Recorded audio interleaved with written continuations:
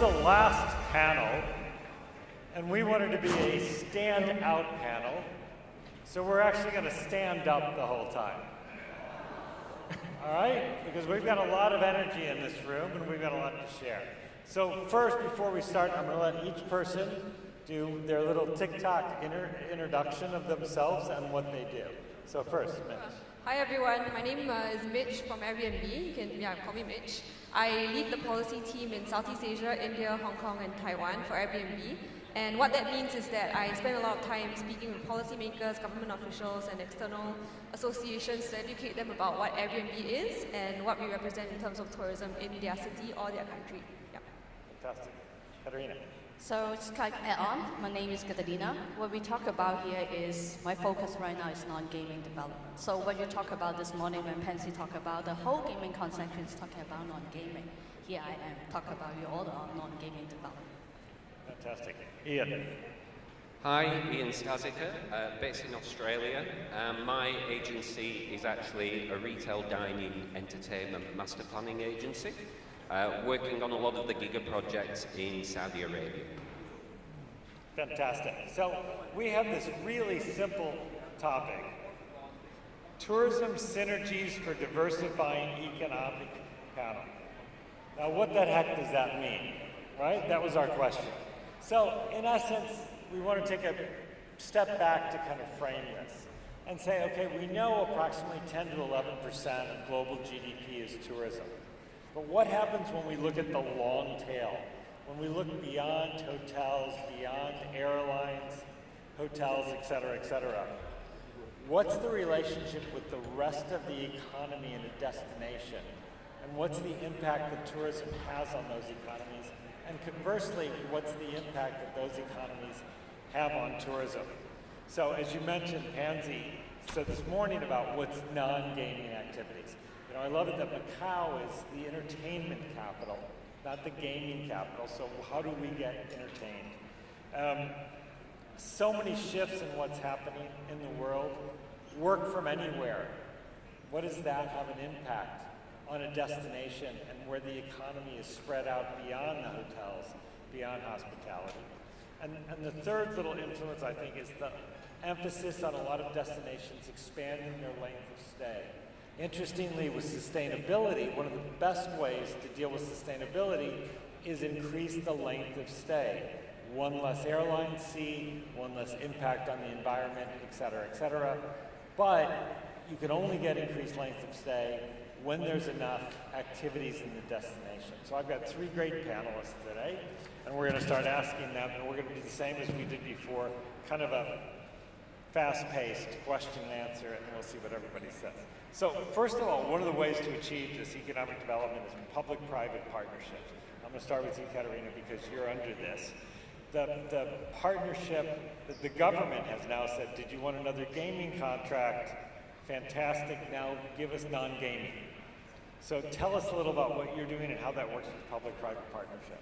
So for us, it's when you talk about non-gaming, a lot of people thinking, oh, what type of product you're going to develop and what type of product you're going to push to market, and people start to talk about, can we do some packaging like Rome with XXX? My interpretation, that is called, we should talk about reselling experience. We no longer selling any tourism product. Every single thing is experience right now. The experience we talk is how we grow the pipe. So imagine, like our example, we normally take care of like 20-something, I will say close to 40 activity per year to care like in the property itself. Last year, we did 140 activity. It's not only focused in property, but actually we have half.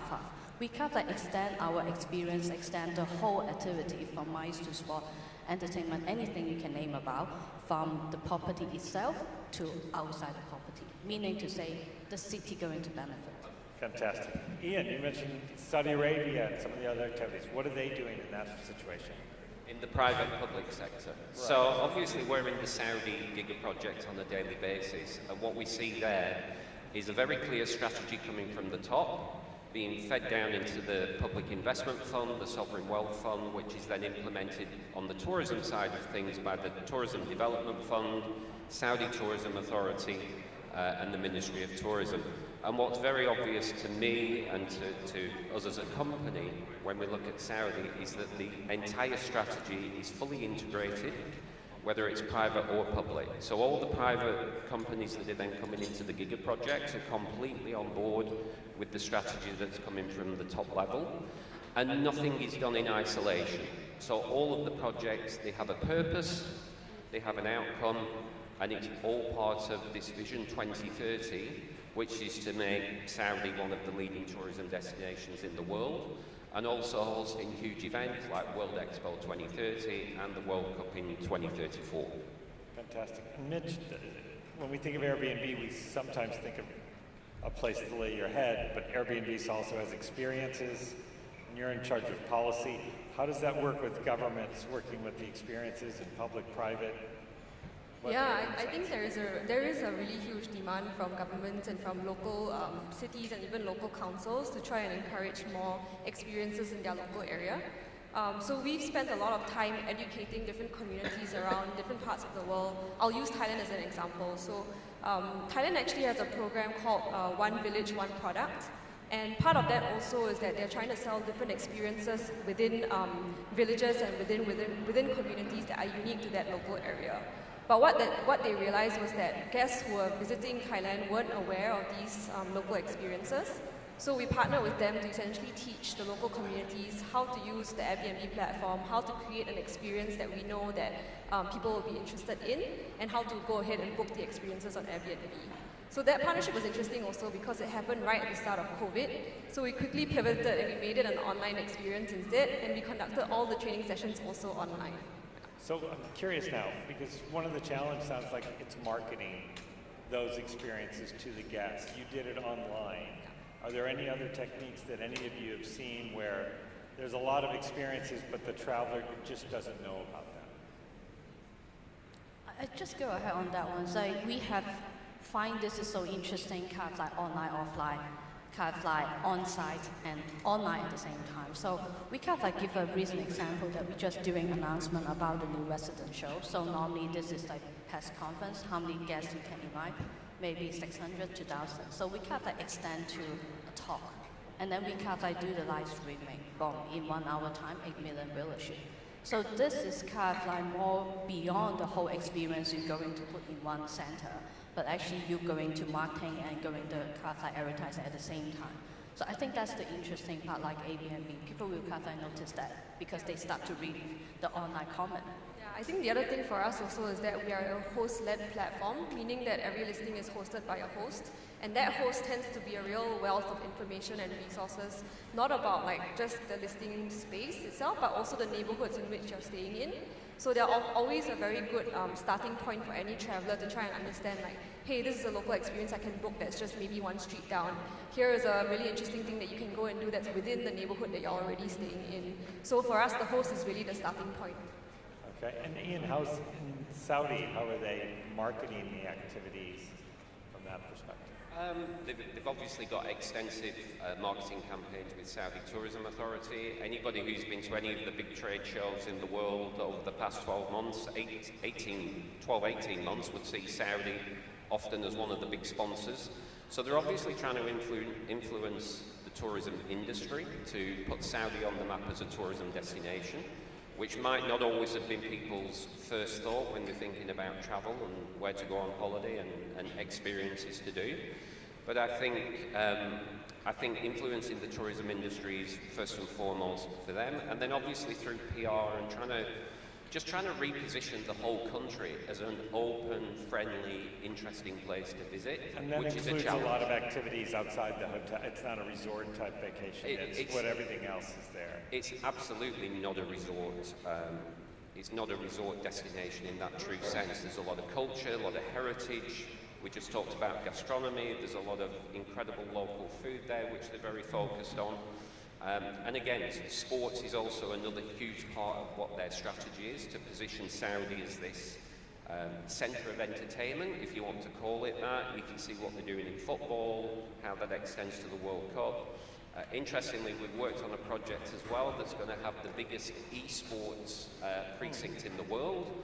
And part of the extension of that is then to host the Esports World Championships, where the prize money was some crazy amount of $40 million for playing computer games, which I can't personally understand. But that's again going back to the synergy. Nothing's being done in isolation. It's all got a purpose at the end of it. And it's all about repositioning Saudi as this open, friendly tourism destination. I think that's so interesting about the esports in the sense that this is something you can do from your home, but yet people are traveling long distances to compete in something you can do from home that no one moves. In fact, the biggest source market for that e-gaming precinct is Asia Pacific. Right. So it's really interesting that, all the countries affiliated with PATA in the Asia Pacific region, they're going to find Saudi all of a sudden quite a competitor in these sectors, because these are the sectors that they're targeting, and targeting that kind of e-gaming sector will always impact Asia Pacific. And again, they have a clear strategy to increase visitors from China, from Korea, from Japan, and from Southeast Asia. So it's interesting what you were saying about you've got to expand and do other offerings. Do you think for this economic dispersal, do you find it that the experiences are coming to you, or that you have to go out and find the experiences on your own? It's kind of a chicken and egg, but what do you think works better? I think this is kind of both. The way I look at that one just mentioned, because you talk about a lot of like the objective, how we want to achieve from sport strategy, from the Mich strategy and all this. In Macau, I go back a little bit, is when we talk about the non-gaming development, the government gives us 11 categories, that whatever you can name that is covered, from international tourism promotion to sport to Mich to entertainment, art and culture, any single aspect. And that type of experience is both ways. The first is because the city, they definitely need some more experience in order to attract the people. And then for our 6i out, the integrated resort, because this is compulsory answer. This is no like sneaky student that you have to do all this 11. So once you do the math, once you timed out, even if they contribute 5 experience, suddenly the city is kind of like create a lot. And then I have to say, currently is both ways. We see the tourism as kind of like my observation. The age is 10 years youngest compared with like 2019. And then that experience will be cross generation. The reason is like the grandmom, the mom and dad, and the kids. Basically 3 types of experience we need to create. And that's how we kind of like start the whole talking point, is that is demand and supply should happen at the same time. Very interesting. Airbnb, I mean, you really work at this dispersal and spreading the economy. I've heard grocery stores love you. Yeah, because most hotels, you don't then go visit a grocery store. A really interesting phenomenon that I think we saw come out of COVID is that people began to be much more interested in traveling outside of cities.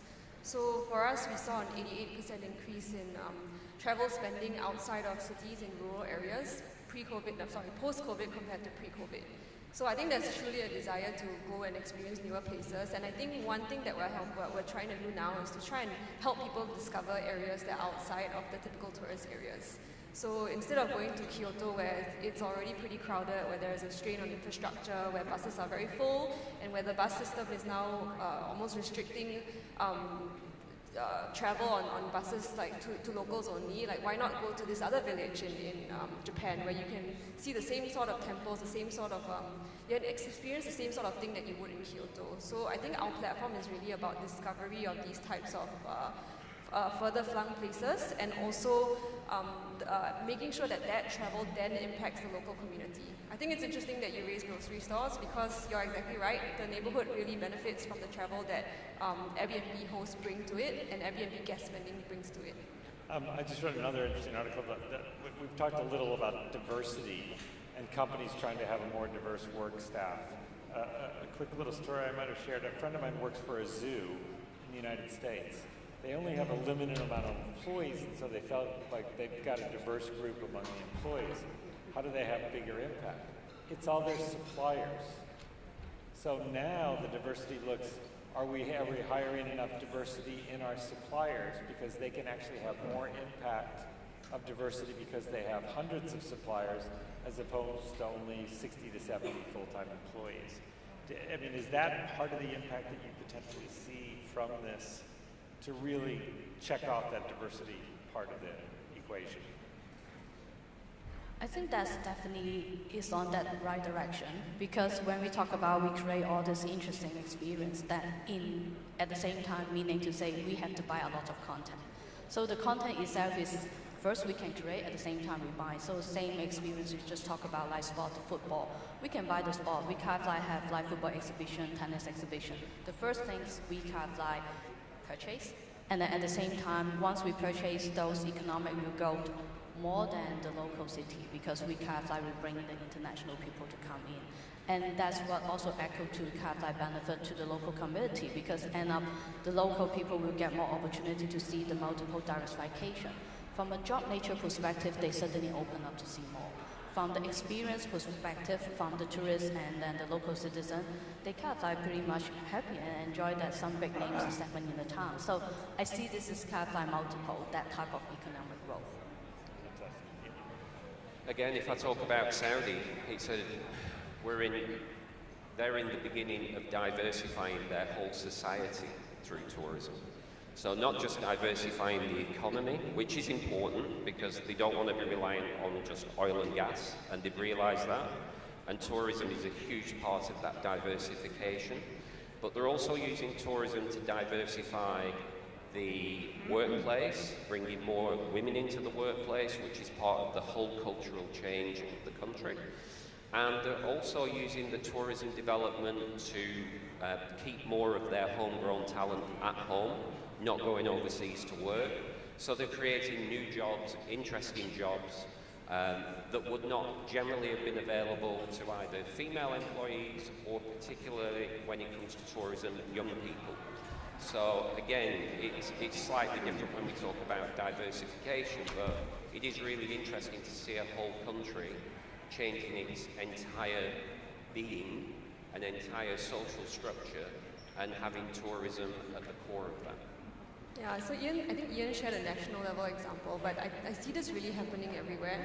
So even if you look at a city like Bangkok that is very, very popular, it's a popular tourist destination, you don't even really need to think twice about going there. Like, they also have a desire to diversify tourism within their city, because they know that tourism to Bangkok is only pretty much in a certain few areas like Sukhumvit, Zaton, those areas. So there is a strong desire there also to look at how we can spread tourism outside of just the typical parts of it, even within a very popular tourist city. Go ahead. And I was just going to say that that's also what we're seeing where we're working at the moment. It's taking that economic benefit outside of Riyadh and Jeddah. It's taking it into rural areas, and it's taking it into areas where still 50% of people are classed as Bedouin, and therefore living very remotely, a very simple life. But it's trying to integrate those people more into a, if you want to say, a progressive economy, progressive society. Some people might agree, some people might disagree with that. So trying not to lose the culture of the country, but trying to spread that wealth across all sectors of the country and all geographical areas. It's really interesting observation, because also some of the rural areas and all that, they're not prepared for the onslaught of big tourists from a cultural viewpoint and everything else, and they need that time to develop. I'm curious if you've seen in some of these this diversification of the economies and spreading out. You know, we've seen research, and I work at a research company too, and we have this tendency to put people in silos. Here's the adventure traveler, here's the luxury traveler, here's the gastronomy traveler. And the reality is nobody is purely that, right? I might be a luxury traveler, but when I go to Ras Al Khaimah, it's got the longest zip line in the world. All of a sudden, for 3 minutes, I'm an adventure traveler, right? Or I'm staying at the 3-star hotel, but I go to the 5-star Michelin restaurant. Is there any surprises you've seen? You've got all these offerings now that you thought, oh, this, what might be classified as the gaming traveler, is all of a sudden doing something that you didn't expect that's something they would like to do, or maybe the Airbnb people are doing something that you would think, well, they've just stayed at a very inexpensive Airbnb, but they've gone shopping at a 5-star place. I think for us, it's what's interesting has been also something that came out of COVID. So Airbnb started out as a short-term rental platform, right? It's like for people who were, we essentially were a product that was created for someone who was trying to book a listing on the sidelines of a conference when the hotels were all full. So short-term stays, but something that came out of COVID was the phenomenon of long-term stays. So about 22% of our nights now are for bookings of 28 days or longer. And can I clarify that? 22% of all of our nights booked now are for stays that are 28 days or longer. So people are starting to use the platform to basically live and work from. And I think this really has been an interesting phenomenon for us because we're not only seeing it in non-urban areas, but this is also happening in cities. So consumer behavior is changing post-COVID, and more people, I think, are looking for a place where they can have access to a kitchen and access to a washing machine, and they're finding that kind of accommodation supply on Airbnb as well. And I'm going to come back because I just want to follow up on this. 1 out of 5 is staying a month. Percentage of the nights. So Percentage yes, of the nights correct. staying a month. Okay.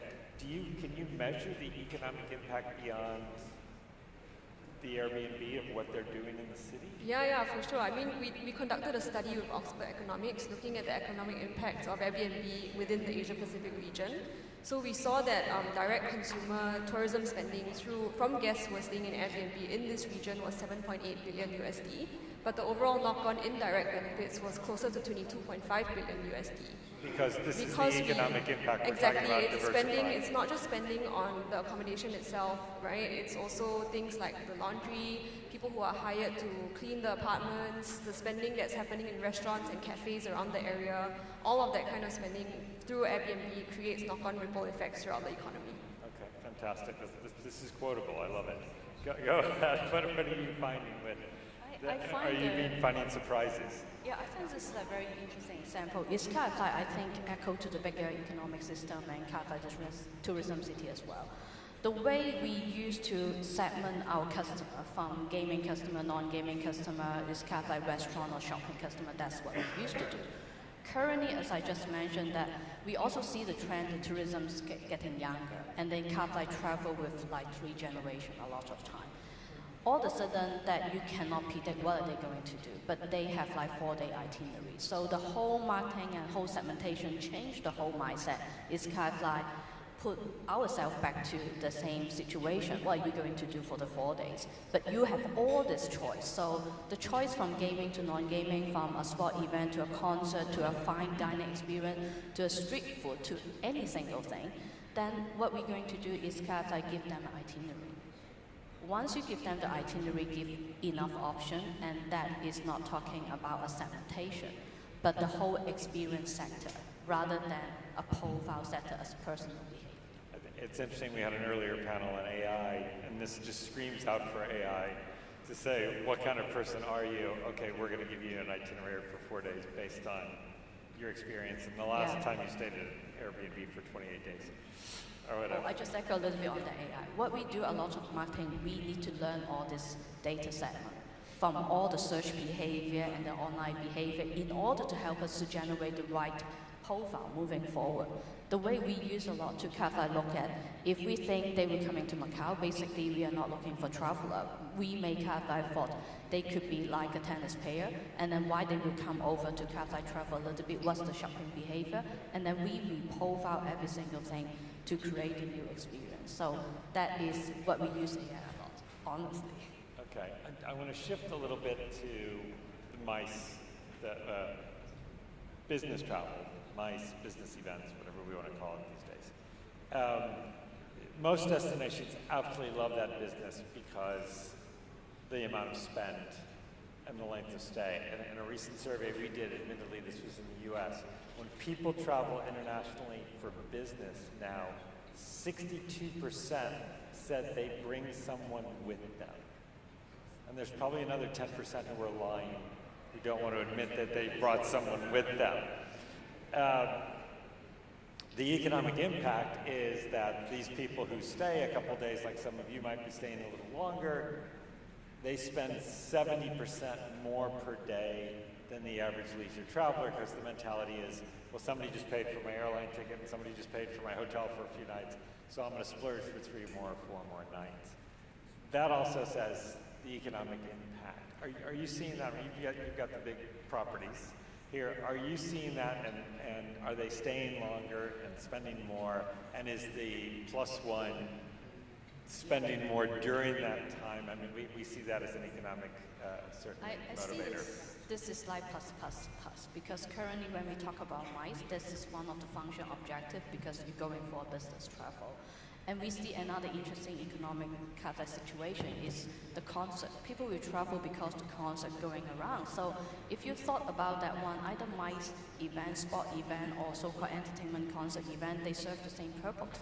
It's because they were going to travel to look at that concert, and they're going to kind of like go with not only one friend, but a bunch of friends. Then kind of like increase the room sales, increase the F&B, increase all this. So I do see that type of like objective travel, like functioning travel, is actually helping the industry growth quite a lot. Who? Go ahead. I'm going to break one of your rules now. Okay, go for it. You're going to tell a story. Al told us very clearly not to tell any old historical stories. But I'm going to tell one because a company that I worked for from about 2008, which is Value Retail, who operated premium luxury outlet malls in Europe. In 2010, we created a whole MICE department, and our CEO thought we were absolutely crazy. She couldn't understand what we were talking about. And what we found very quickly, we knew that the business traveller, the MICE traveller, was going to be critically important. And as a retailer, one of the things that you really rely on is something called dwell time. So you need people not only with disposable income, but with disposable time on their hands. And we had many surveys done where every additional hour that somebody would spend, it would mean an extra $300 being spent in the outlet mall. So we created a whole team to really focus on that MICE area. And probably within 3 years, 30% of our business was coming from the MICE segment, which is a phenomenal result, but also just goes to sort of reinforce your point that the MICE traveller has that money to spend because their ticket's been paid for. In the incentive market, often the people organising the incentive are giving them money to spend. So it's really, for retailers, whether it's retailers, dining or entertainment, whatever segment we're working in, that whole MICE area is critically important. It's interesting you mentioned the dwell time. I met somebody who was working for the retail consignment for LAX airport. And her sole job was to work with tour operators to get them to drop the people off at the airport an hour earlier than they were before. So they would have a captive audience with whatever leftover US dollars they had, so they could capture those winnings before they got on the plane. From sometimes, it's very interesting from that perspective too. Who do you think is ultimately responsible for pushing this economic development? Is it private industry? Is it government? It sounds like you might have started doing it a little bit before government encouraged you to do it a lot. I mean, who do you think is the ultimately responsible for this, or should it just be market-driven? I would say it's kind of like both parties need to be join hands together, because when we kind of like we can thought about new idea, want to bring it in the society, want to bring it in here, but we need policy. We also like what you just mentioned. We need to use those ideas to talk to the government and say, what if we bring this and then we see certain type of benefit to the community? So A is that government is willing to do, which is Macau government is like very willing to do diversification and give us the opportunity, I would say, rather than homework, but opportunity we can kind of like put some new content. Okay. Ian, with Saudi, it's certainly the government's leading most everything. It is. If they want our opinion, they'll give it to us. And I mean, at the end of the day, though, you know, whether I've worked in Europe or in Asia Pacific, or now living and working in Australia as well, the government has to a certain degree be at the forefront of things, because it has to be an integrated strategy. If you leave it completely to the private sector, everybody's off doing their own thing, but there's no common theme or connection running through all of the activities that are happening in a marketplace. So I think the best examples or where a government is leading might be a strong word, but certainly directing or helping direct what's going on in terms of the, in simplistic terms, master planning. Otherwise, everything just becomes one big mess. Right. And there's a policy person, so. I mean, 100% agree with that. So for us, I think we see collaboration between government and private sector as being really, really important, right? Like the government tends to, or policymakers tend to know which areas require more support, require more development, and us as private sector players have the subject matter expertise to be able to lend to these local communities. So I really believe if we want to make tourism inclusive, both the government and private sector need to work together. Fantastic, and I think that's a perfect time to leave it on that it is a joint venture and joint results for everybody in the economic community through tourism. So thanks to our guest panelists, we really appreciate it. Thank you so much for the talk.